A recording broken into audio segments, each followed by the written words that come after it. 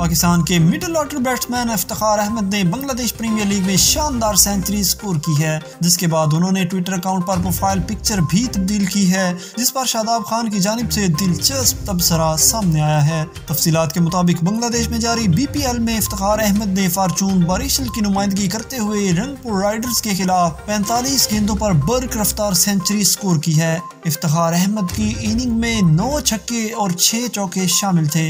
ये इफ्तिखार की T20 career की पहली सेंचुरी है। T20 की पहली सेंचुरी के बाद इफ्तिखार अहमद ने मुकम्मल स्टाइल वाली प्रोफाइल पिक्चर ट्विटर अकाउंट पर लगाई है। सन ग्लासेस वाले इफ्तिखार अहमद की तस्वीर पर इफ्तिमेनिया यानी इफ्तिखार का जुनून दीवानगी दर्ज था, जिस पर शादाब ने लिखा, इफ्ती भाई आपका भाई शादाब बोल रहा हूँ, आपकी सेंचुरी कमाल थी।